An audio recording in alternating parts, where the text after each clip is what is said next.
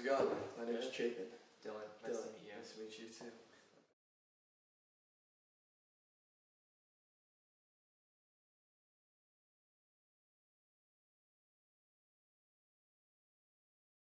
Where are you from?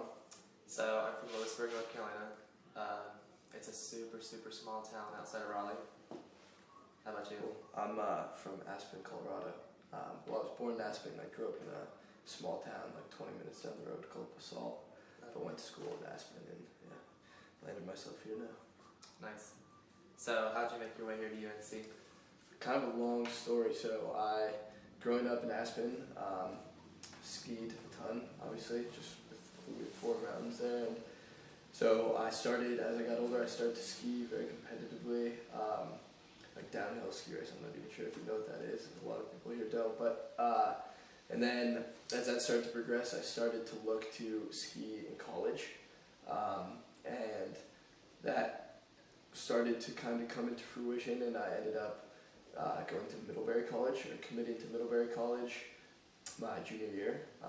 And then kind of how the ski world works is you get a lot of competition that comes over from Europe, and a lot of the European guys are a lot older. And so what ends up happening is most kids in the US take a gap year to like dedicate a year to skiing and getting better, because the collegiate competition is tough. Mm-hmm. So I took a gap year to ski and also to work. And over my gap year, I actually ended up breaking my back skiing, and kind of threw my ski career into shambles, but I thought I was going to be able to heal and come back. And then I made the effort to go to Middlebury my freshman year, rehab, and hopefully ski for them, then re-injured my back fall my freshman year. And then I think that February I had my 3rd back surgery, and skiing, like competitively skiing, kind of went out the window. So I started to look to transfer because it was a very small school and I liked it, and I made a lot of good friends and I loved the people, but kind of wanted to go somewhere where there was more going on. So I actually was dating a girl who goes to Duke, and I went down to Duke to visit her, and I was looking to transfer, and one of my buddies from Middlebury was like, dude, when you're down there, you have to go check out UNC. It's a sweet school. And I know Bella went there, but I had no idea of anything about UNC. I kind of thought it was a big Southern State school. How about you? How'd you end up at UNC? Well, it's not as intense of a story as yours was. But I applied to most schools in state because I knew I couldn't afford anything out of state. So I applied to like 10 different schools in North Carolina, and in the end it came down to ECU Honors College and UNC. And then I actually sent in my deposit for ECU Honors College because I had that pretty much paid for all the way, like really small classes, like one-on-one with teachers and everything, because I was going to do engineering. Okay, cool. So, and then after I did that, Carolina Covenant hit me up, which if you don't know what that is, like for students who fall under a certain threshold of income, they give full rides to students for like need-based. So I actually got Carolina Covenant, so then I like canceled my deposit at ECU and then switched to come here. Great. It's really cool.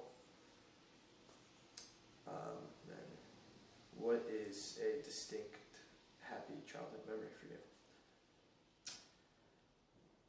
That's hard. My childhood memory that I always think about when I hear this question is me and my brother and my sister, we went to the Appalachian Mountains and went horseback riding with my grandparents because we have 3 quarter horses at home.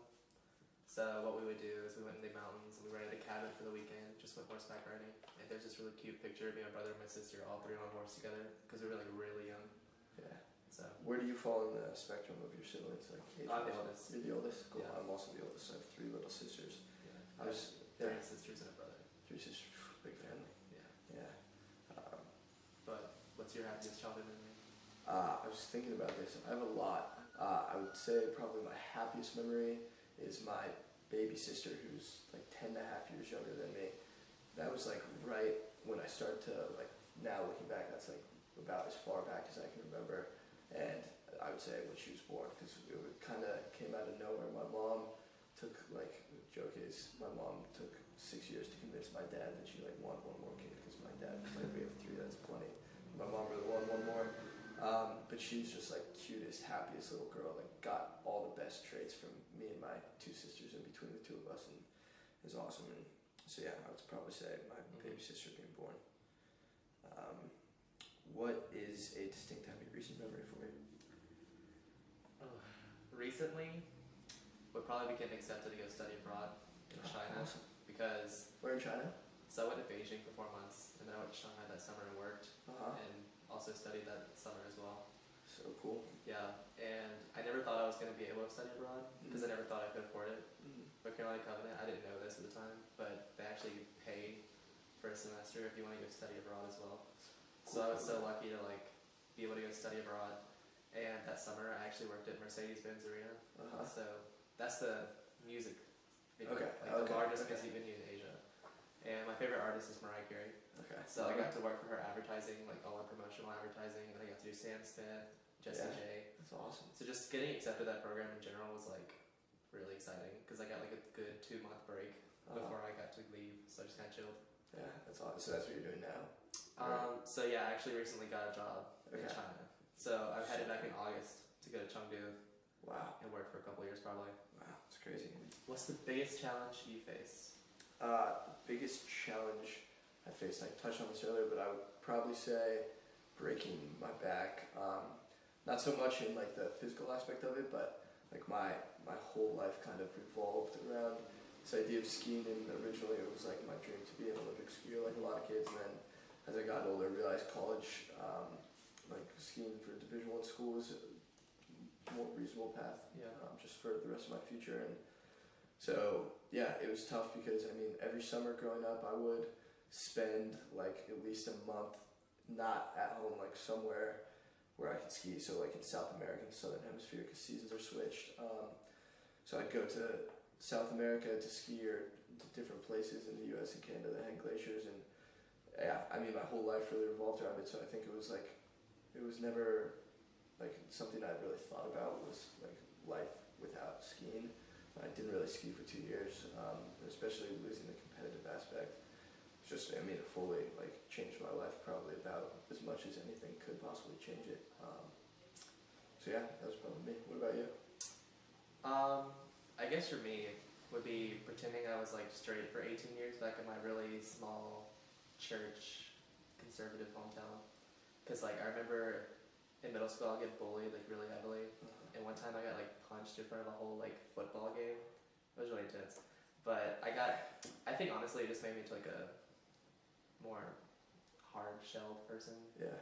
Like, I don't really put up with anything anymore. I just kind of just do my own thing. I remember in high school I used to have like fake girlfriends and stuff, which is pretty intense. But then picking UNC was one of the big decisions for me because it was one of the most liberal campuses in North Carolina. So I just kind of came here because I knew I'd be accepted by everyone. Yeah. And it's been kind of a nice feeling. But now I'm about to move to China where like it's not illegal, but it's like borderline, like don't say anything ever. Much less progressive than the US, yeah. So how's that been? What's that experience been like for you since you've been to UNC? Have you found it to be a lot? Oh yeah, I joined like the LGBT club the first couple of years, but then I found like I'm fine without that. So everyone's here is pretty cool. Yeah. I just find like when you receive more education, I don't even know if that like makes sense, but like when you receive more education, you're more open to new things and you're like open to other people and like accepting of other people. Yeah. Even if you're not, like UNC students don't like come on your face and like say like, oh you're terrible, like go to church, that kind of thing. I feel like that also kind of partly has to do with people just growing up a little and getting out of their like petty high school, because you know a lot of that stuff for all those kids who picked on you is rooted in their own insecurity. Yeah, it's crazy. I'm very close. I have some very close friends who have dealt with very similar things to you, and it's always crazy to hear about how mean and ruthless some people can actually be. But I'm glad it's better for you now. Thanks. Who's your biggest role model in life?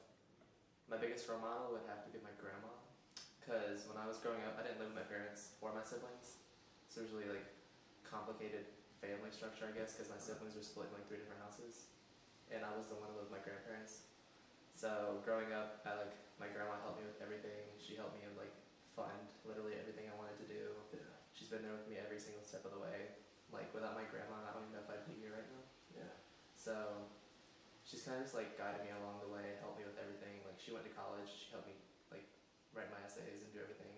I wrote my college essays about her, so she's kind of been my everything. Sounds like an amazing woman. So what about you? Who's your biggest role model? I would say my biggest role model would be my dad. I've always looked up to him ever since I was a little kid, and always just had a relationship with him that came super easily. He, I would say, in my mind, is like about as good of a person as you can be, from like moral points. He's like very thoughtful, understanding, considerate of other people, very open-minded to different things, but also very smart and pushes himself a lot, works very hard. And yeah, I mean, over time, spent a lot of time with him in my life, and we've just become so close to the point where we talk on the phone every day, and yeah, he means the world to me. But definitely, I try to structure a lot of stuff I do in life based on lessons I've learned from him. What do you want to be remembered for? It's a pretty tough question. If I ask myself that right now, I have no clue. But over college, I've kind of went through a lot of different thoughts of like what I wanted to be when I grew up. You know, we've all had like those first couple years, except for some pretty bad students. So go them, but it's not my life.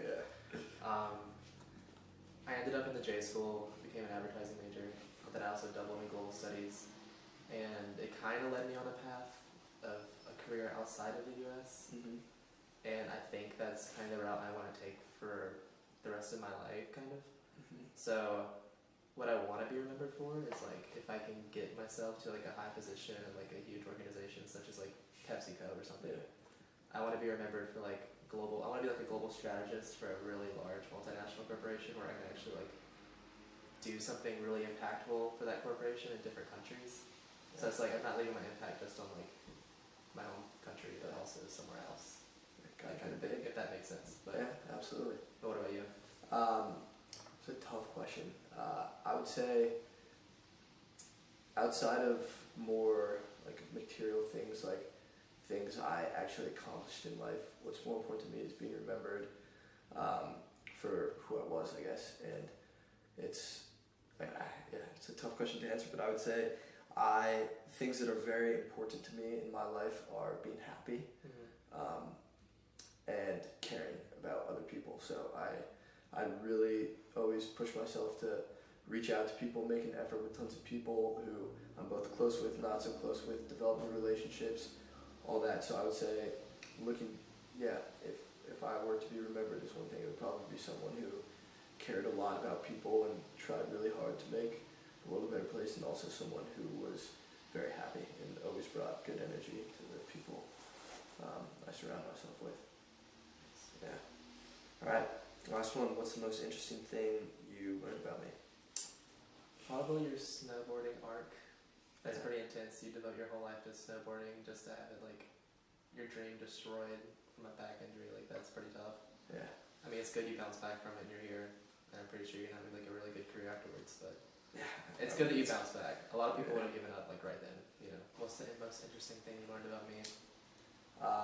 I would say, I mean, you have a very interesting life. It sounds like you've definitely dealt with a lot of stuff that was challenging for you, but it seems like you made it here and you're full scholarship and about to go to China.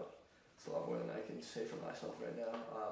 So I think it's just very interesting to hear your story and all the challenges you faced growing up with your grandmother, and like accepting who you were and being comfortable with sharing that to other people. I it's very commendable. It takes a ton of courage. I really respect it. But yeah, I would say just really learning about your life in general. It's always interesting to sit down with people and figure out, it's very easy to look like someone from the beginning, but when you get deeper, it's really crazy. But yeah, it's really nice to meet you. I really enjoyed this, Dylan. Really nice to meet you too. Yeah.